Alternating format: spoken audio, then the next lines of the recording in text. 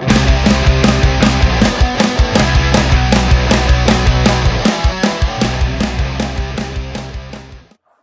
right, and I believe we're underway. I want to thank everybody who's watching episode 2 of Dano Says So. Today I'm interviewing Vic Bondi. Vic stands out amongst the people in the first dozen or so guests on this project, and that he's the only one I've never met in person and never had a conversation with. That could either be great or that could be a real nightmare. We're coming at it cold. Exactly. For those of you who don't know, Vic is a cornerstone in American hardcore, pretty much a forefather, particularly in Chicago, with Articles of Faith, who I was very familiar with as a teenager. But then as an actual touring musician myself, Alloy was a mainstay. You know, Joan's very impressed. The things you've done in the last few years, I'm envious of the fact that your howl is perfectly intact. And you still get this terrifying screech that I would kill for. You know, I can spot the damage in my voice. Oh, you got a pretty good howl. Well, thanks.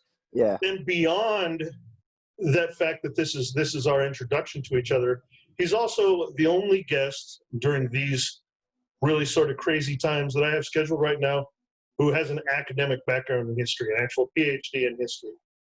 So if you're cool with that, Vic, that's going to be my first topic. There are insane things going on right now between the pandemic, between what I think you and I both see as a reptile presidency, with, you know, an economy that's probably got nastier miles ahead than people realize, and with a clearly broke electoral system. What to you seems like the biggest emergency?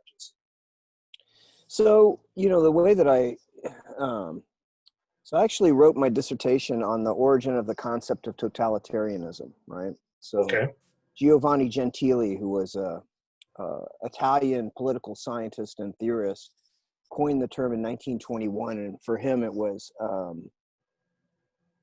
a positive thing. You know, he and Mussolini, they shared this contempt of human beings and human nature. The belief was that human beings wanted to be dominated and freedom was a burden, and the state would relieve them of that burden, right? Mm-hmm. So the concept was you could create a total state where all human freedom was eradicated and all choices were made by the government on the behalf of people, and they would actually be happier as a consequence of that. And, you know, the concept never actually has ever been real. There's no state in human history that's achieved that kind of total overwhelming of human freedoms and the aspirations of people for freedom. And so I don't think that's going to happen here either, because even in the worst states, in Nazi Germany and Stalinist Russia, people find mechanisms of resistance against state authority. People find ways of finding the freedom that's important to them. You know, as awful as capitalism can be and is, especially in this moment, people manage to find lots of freedom within its confines, maybe more so than they would have in the medieval church, or more so than they would have in Mao's China. But, you know, it depends on who you are and where you are, right? So it's easy to say that from the perspective of my deck at my house. I'm not making shoes in Bangladesh for me to wear, right?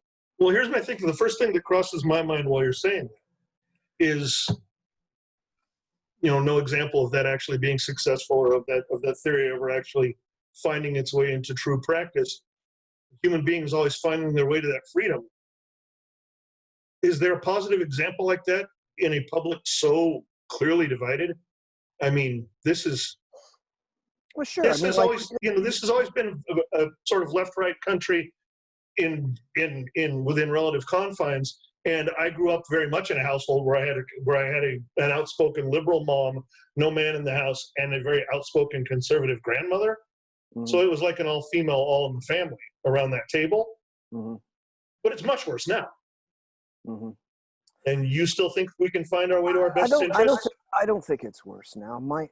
My cousin doesn't have to live in the closet, right? She's out and she's married. And, you know, like, again, it depends on who you are and where your role in society is. If you're one of these Mexican children locked up in ICE detention on the border, it's, abstract discussions of totalitarianism are ridiculous, right? You're Right. locked up.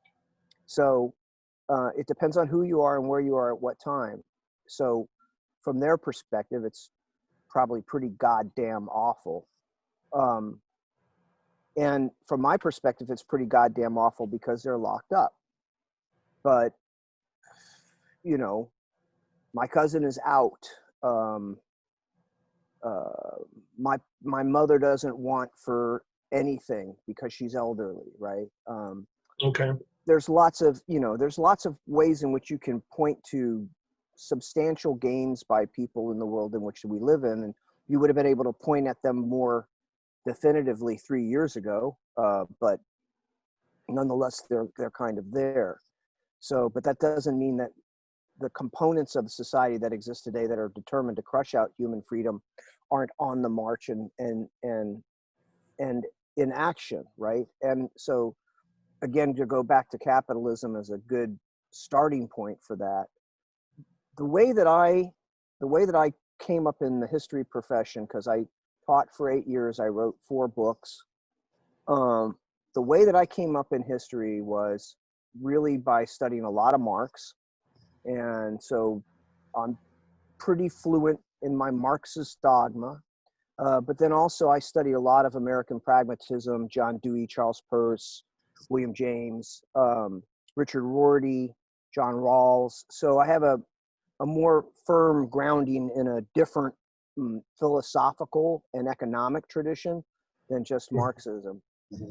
And I would say when I was, the model when I was in graduate school that I was trying to understand the world through was one of class conflict, and it doesn't seem to me to explain stuff anymore. I think what is more explanatory now as a model for what's going on is this idea of elite governance and elite conflict. So, and actually some Italian political theorists like Pareto and Gramsci are more strong partisans of this perspective. Max Weber really put this kind of concept on the map in the latter part of the 19th century. But what I see really in the narrative of history now is kind of elite conflict, and elites manage to create state systems that benefit and reward them. So in the legal profession, you have a huge argument between those scholars who argue that the law represents an unfolding of an agency of justice that human beings are imposing on a severe natural world order, versus those who say the law is nothing more than obfuscation and rationalization of the relationships of consequence for wealthy elites, right? So every wealthy elite will craft a legal structure that protects them in their status against everybody else. And, you can look at Trump trying to take over the Justice Department and the way in which he's like directly rewarding his partisans and say that makes a lot of sense, right? It would appear to bear out what you're saying in rather exact fashion. Yeah, right. Like you would say, well, this is the attempt to capture the justice system on behalf of a very corrupt elite. I mean, literally, I was reading in the paper today, literally Trump and his friends made money off of that big $1 trillion congressional aid package, right?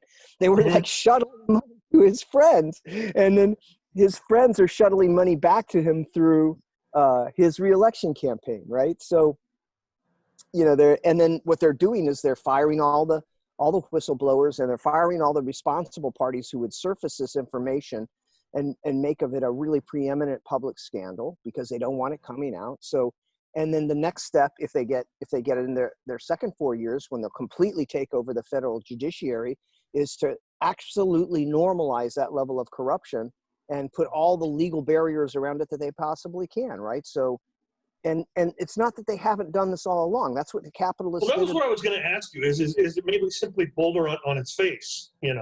Well, so if you were a partisan of Charles Beard, he was like one of the dean of American historians at the beginning of the 20th century, and he wrote a book about the founding fathers that argued that the American Revolution was economically derived in their benefit, that they promulgated this revolution just to gain economically, and all of the high-minded and high-sounding rhetoric that they put in the Declaration of Independence and the Bill of Rights was nothing more than obfuscation of their gains that they were involved in. And I think it's a very powerful interpretive framework, Beards. You can look at the entire history of the United States and say every single step in that process is a process by which these economic elites grab control of markets and resources in the United States and turn them to their benefit. You can also say about the elites is there's no downward mobility for the elite, right? So, there's a guy, C. Wright Mills, I don't know if you know his books in the 50s, The Power Elite. He was a strong partisan of this concept too, but there's no downward mobility for the elite, right? They go to the best schools, they have the best lawyers, and you can be an absolute fucking imbecile and be president of the United States if you come from that area. So we've learned, yeah. Yeah, right? So there's no downward mobility for these people, right? Like once in a while, there's a rare one who's so addled on drugs and such a nihilist that they bomb out of the system. But those elites, they build mechanisms. I've worked in my software career with some very wealthy people, and they have social mechanisms that insulate them from the stuff that you and I contend with on a daily life. Well, what I was going to ask you is, our career paths couldn't be more different away from the microphone. I'm a restaurateur, and most of the 20 years I've been doing that, I was actually running some fairly sketchy dive bars. Now I actually do high volume restaurateuring, but dude, you must be having a tough time of it right now, though, right? I am, and it's not my favorite thing to talk about. For one thing, HIPAA laws and everything else. If I discuss conditions in my store, there are privacy issues there. But suffice to say, I'm not one of these people who can't say I don't know anyone with the virus. Right. And yeah, we're down to just takeout, no dining room, all of that. Before I lose my train of thought, particularly when it was bars and gastropubs, things like that, over the last decade, I would be a very common thing is very rich men who succeed in some other field will open a high-end restaurant or bar or gastropub as a toy.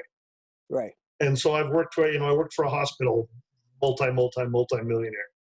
I had a string of 10 hospitals on the East Coast. And I was exposed to a level of behavior and a level of self-excuse and a level of entitlement that never seemed real to me before. Yeah. And in very short order, that struck me as the same character that I see in the presidency now. And what I was going to say, that took me a long time to get where I was going. Other than FDR, and I mean, I guess Kennedy. Now, Kennedy came from wealth, but has the presidency ever really truly fallen into the hands of the billionaire class before? Sure, McKinley. I mean, Warren G. Harding, right? Like this isn't that new. Warren G. Harding was famous for the Teapot Dome scandal. I mean, Herbert Hoover was actually a multimillionaire, but he was a kind of an amazing character. He was an engineer and a miner, and he made his fortune in mining. And then he went on to some really phenomenal kind of social service stuff, especially after the First World War, ensuring that Europe didn't starve. But this isn't the first time you've had a multimillionaire, and Donald Trump's no billionaire. He just lies about that shit. I get a kick out of listening to Mark Cuban analyze that. Yeah.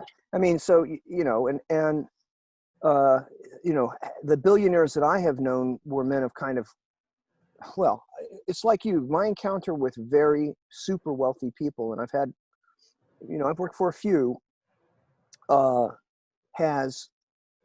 they indicate to me, on one hand, there are, with some of those people that I've worked for, their skill and talent that was publicized was real and was capable, and they were very visionary people. And some of them were more humble than others. Most of them had really outsized egos.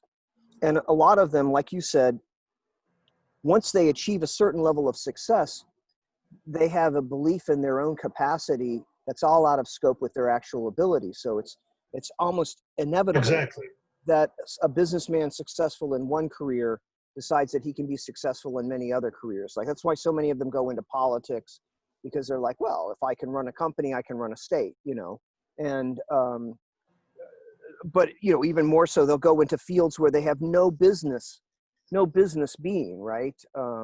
Education. I can't tell you how many billionaires I've seen go into education and fuck it up. Like just no way they get that one right. So when you move beyond the utilitarian calculus that seems to be hardwired into their brain pans, a lot of these guys have a very difficult time adapting to reality. And a lot of times they don't give a damn, right? So in one incarnation, I ended up working for people who worked for Soros when he took over, his hedge fund took over one company that I worked at. And that was a really miserable affair. I mean, those guys, they're every bit as evil and awful as you've heard. They're really pretty appalling. You optimistic at all about November? Because I mean, you're not non-specific in your posting and sharing your public thinking. And you and I had fun and sort of became familiar with each other running with that the quarterback matters tagline. Yeah.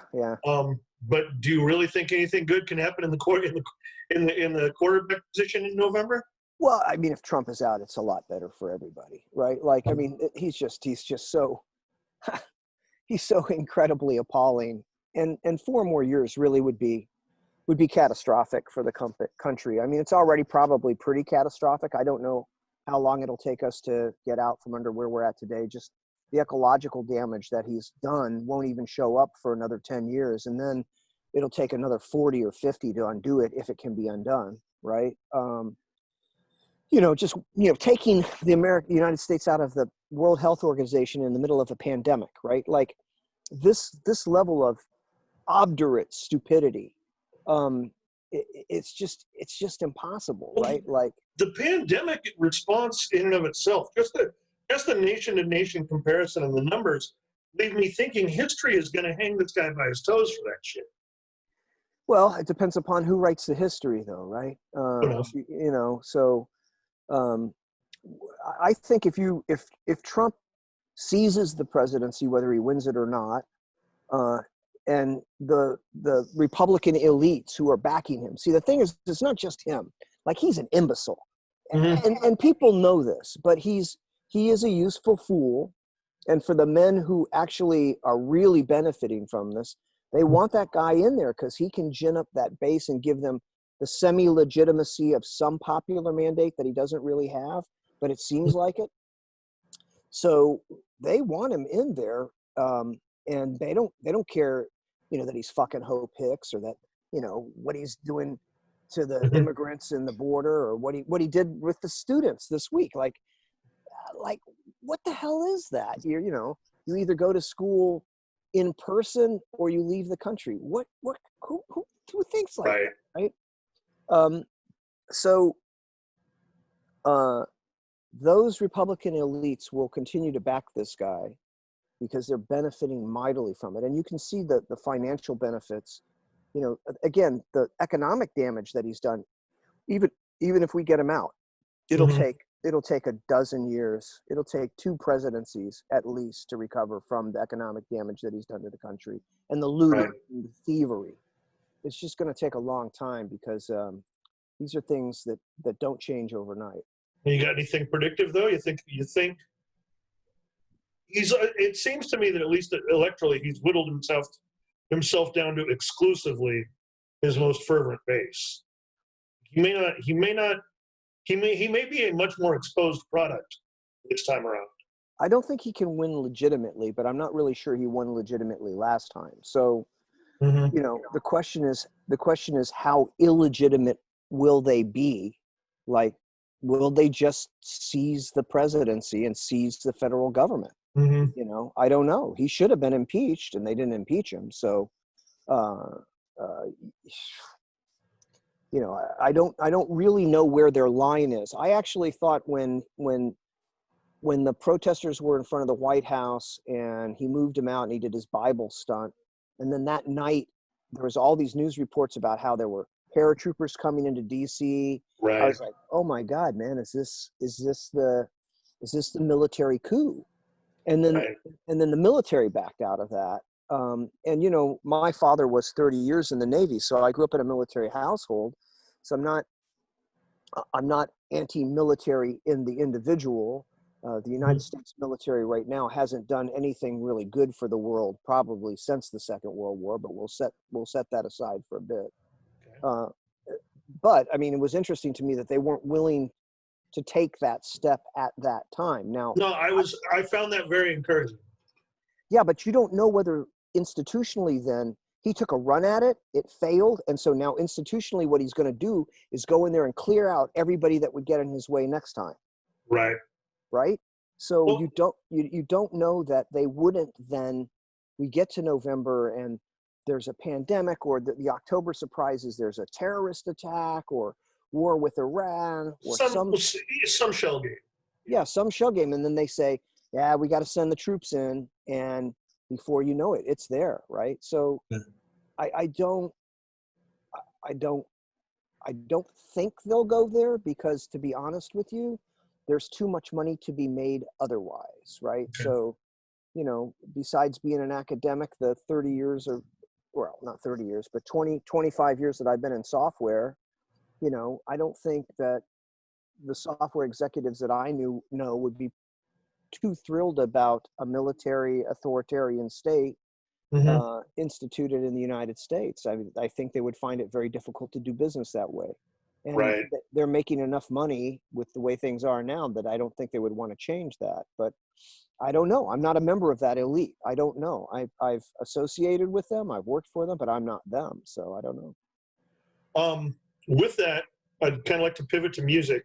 Um, you're one of a few people that I'm going to be talking to where music and politics clearly intertwine. Um, I watched. I don't know what your absolute most recent piece of work was today, but I watched this tune where the refrain was two things: the report of use, and raise your voice. Your voice is Oh, raised. raised. Yeah. Right? Yeah. No, but it was great. It was extremely timely. What's funny is what I was thinking about while I was watching is this is one of the only people of my generation or even a few years older who seems to have become even more specific and more topical with time. Why do you think that is in either your case or why others go the other direction? Because really, money is the motivation in music is all but dead. So one thing is you can't make money with music much anymore, right? Right. So, what one of the both the curse and the blessing of the current condition is if you're making music, it's because you really, really love it because it's part of your internal organization. You have to. I've never been able to make a living with money, right? Like, or with music. Uh, I took a shot at it in the 80s. I dropped out of college for a little bit and played in Articles of Faith, but that was about the only run that I took of it. There was a brief moment there when it looked like Alloy was going to become kind of a big band. The only time I saw Alloy in Sacramento, and Zach was on a break from Rage, and Rancid was in its fetal form. I mean, if that's not the slip and slide to high commercial, I don't know what is. Yeah, yeah. No, I mean, well, that was actually. I'm glad you were at that show. That was the only time I've ever seen Rancid. Yeah. Um, the you know but I've never been able to make a living with music, so I've had to find my way elsewhere. But I've never stopped playing music, like you said. I've done 30 albums, and I've been in 6 different bands. I'm in a band currently, right? So I'm actually in 3 bands right now. Oh yeah. Yeah. So I'm in the band that I'm in here in Seattle, Redshift.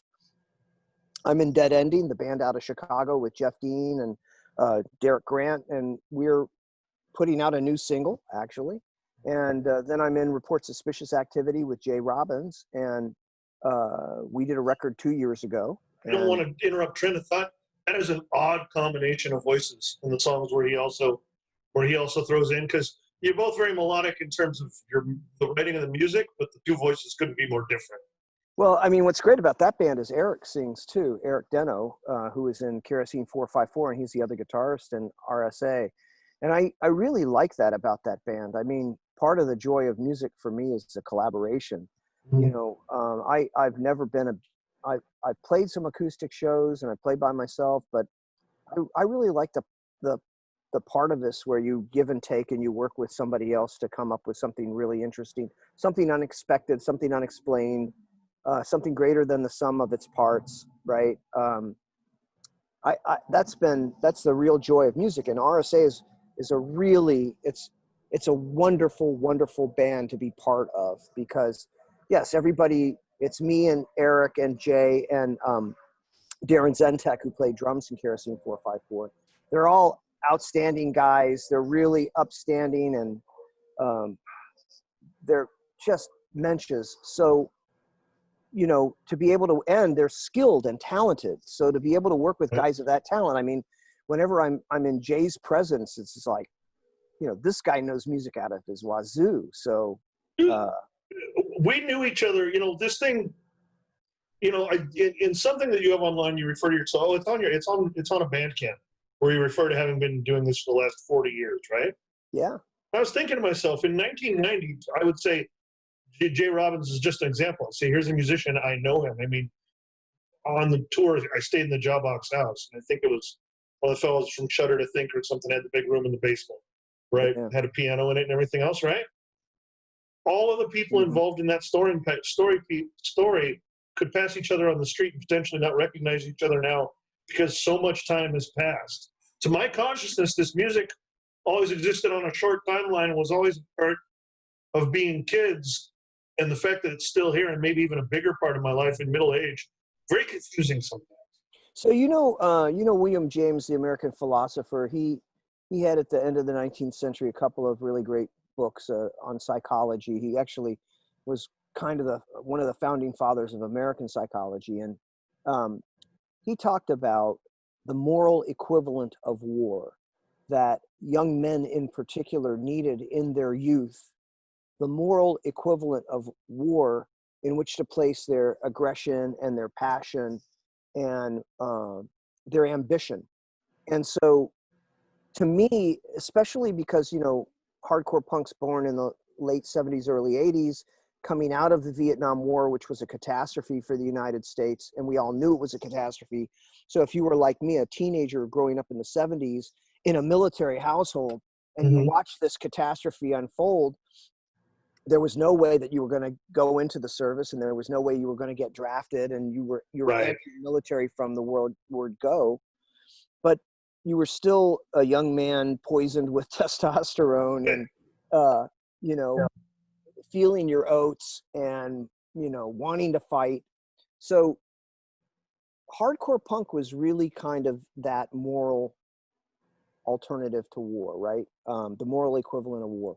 Not a So comparison I've ever heard made before, so kudos yeah, for that. and so what it was this great outlet, and I don't mean to just say it was exclusively a masculine province and or a straight male province. I mean, there were a lot of people of color in that scene. There were a lot of people of gender alternative in that scene. There were a lot of women in that scene, although, like, I think the boys in that scene, and they were boys, they weren't men. They didn't understand their obligation as men. They didn't understand their responsibilities as men. They were boys, so they made a lot of stupid mistakes. One of the stupid mistakes they made a lot was devaluing the women that were participants in that scene. My sister was a big participant in the DC scene, and she used to complain about it all the time, and rightfully so, because those boys were a little, that early DC scene was very crew. It was crew.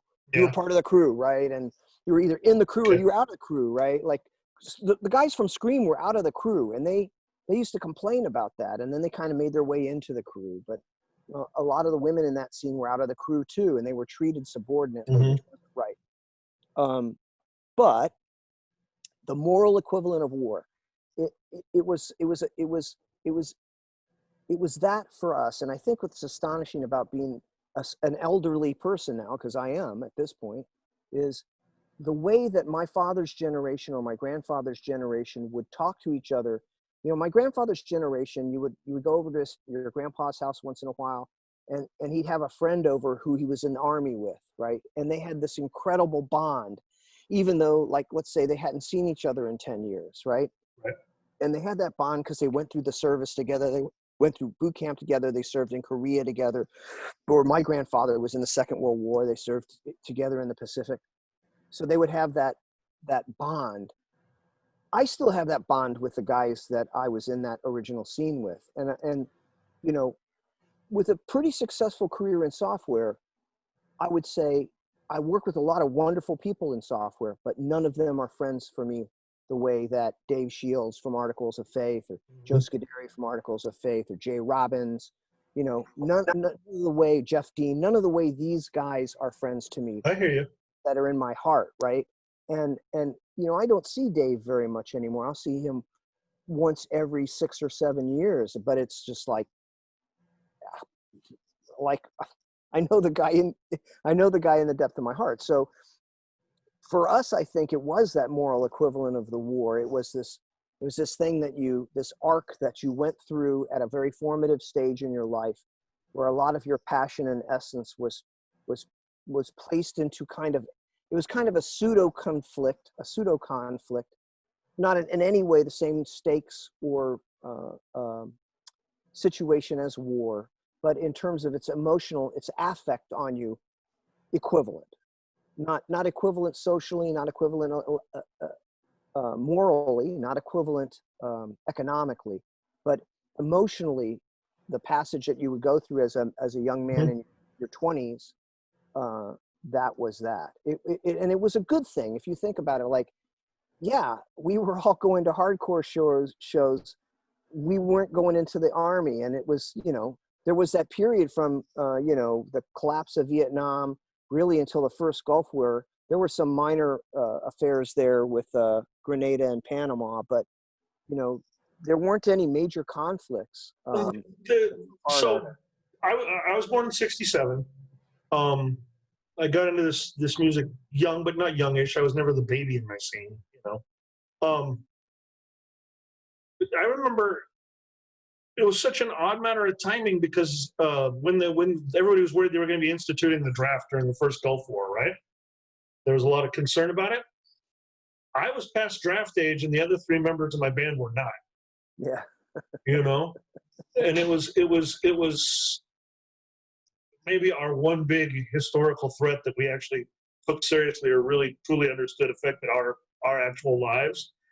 But yeah, you're right. People from that scene. I've been doing music. I've been doing food service for 20 years. I've been doing music for 30 some odd years. There's no comparison in kinship. Yeah. So I have a question for you. It's a hypothetical. You were generous enough to say that there was a one point at which you gave took a mild stab at trying to make a living and survive off of music, which I have wished I could do as well, right? But and you've also dealt in fairly high-end commerce and software business.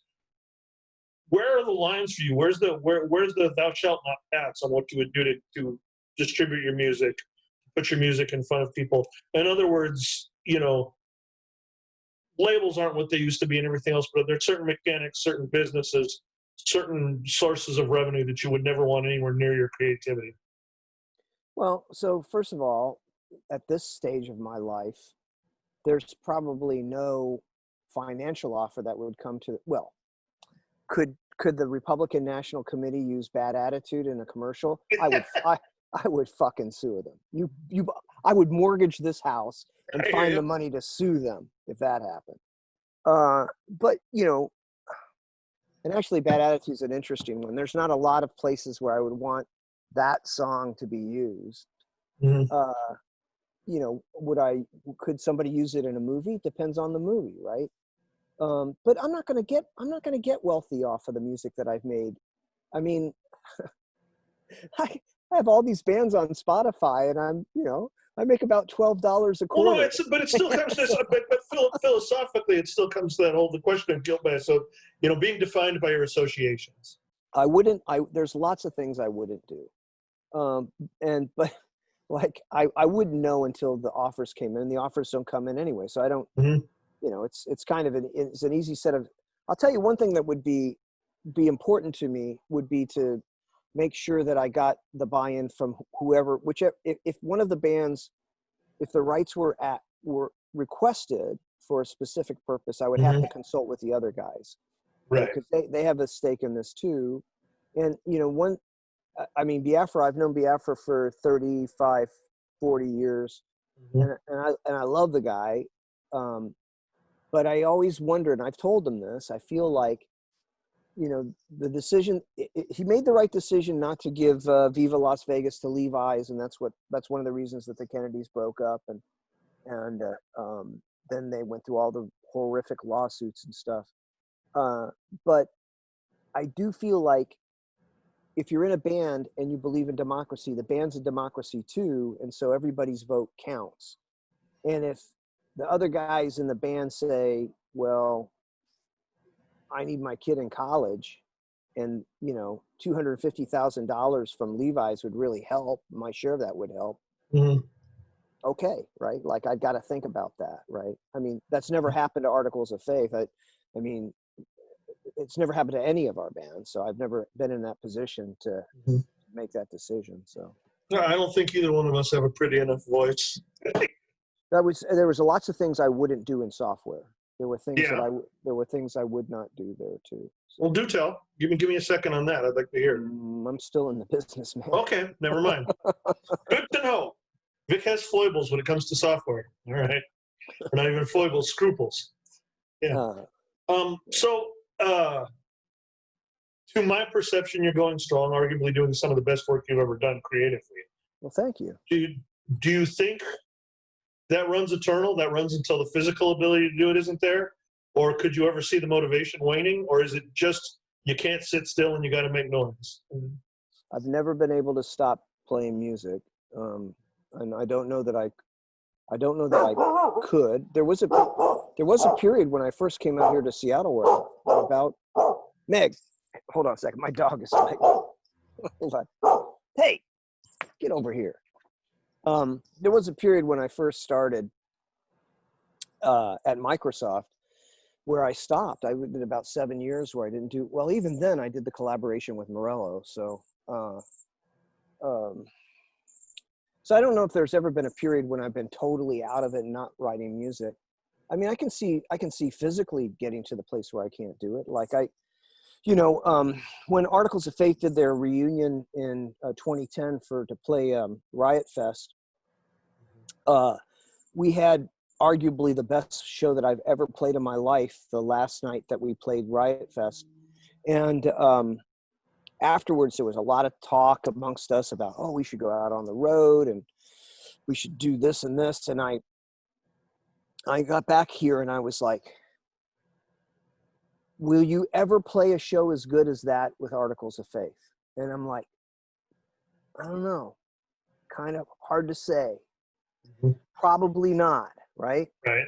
It was very hard for me to pull that off anyway. Physically hard to pull off Articles of Faith because it was such aggressive music. Mm-hmm. You know, Dave had a tough time with it. He had a hurt back that he was playing that show with. And we were all old men, you know, and our bodies are failing us. And I'm like, so we're going to go on the road and play a bunch of shows night after night where we're playing at this level of intensity, even though our bodies won't allow us to do this. And we're going to be a ghost of what we were. And we're going to be kind of a dad joke. And I just felt like we could do that, or we could stop now and say, we went out absolutely at peak. Right. Mm-hmm. And I really feel like that's my feeling about Articles of Faith. Like, I mean, I don't know whether that's fair to the other guys. I think the other guys, maybe they would jump at it. And I certainly, every so often, Bill Richmond, the drummer for AOF, he's here in Seattle, his family here. So when he's here in Seattle, he'll swing by, and my daughter has her drum kit in the basement, and Bill will jump on his drums and I'll pull out the guitars and we'll start jamming. And it's just absolutely brilliant, natural, normal. We'll just freestyle for an hour and a half. Mm-hmm. And it's just the best thing. But like, I don't want to disparage what that band was, which when in its day was one of the most powerful entities in that genre of music. I would prefer for the band to be legendary at that level. And for the people who saw it would say, I never saw anything so great, or it was right up there with the Bad Brains. It was right up there with the best band in their best day. I would prefer them to have that as opposed to people jumping on social media and treating us the way they're treating Ginn with his perversion of Black Flag or something like that. I just The just last don't want live show I played before the pandemic was with said perversion, sir. I actually rather enjoyed myself, but I hear you. yeah, I mean, I don't want to. And at the same time, like Redshift, the band that I'm playing in now, it's a different style of music. It's still pretty aggressive. I feel like I can handle it physically.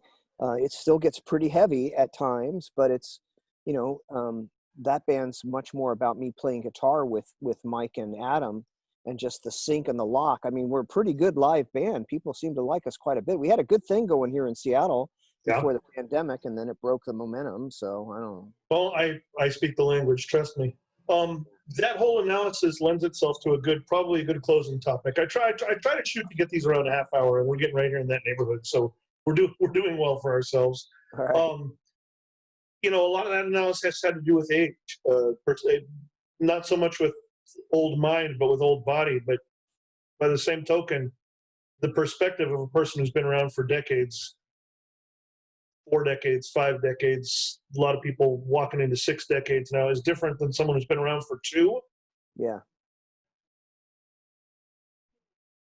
Do you feel like the leading voices anyway, the most strident voices, the political voices, are supposed to come from the younger generation, and it's not really our role at this point?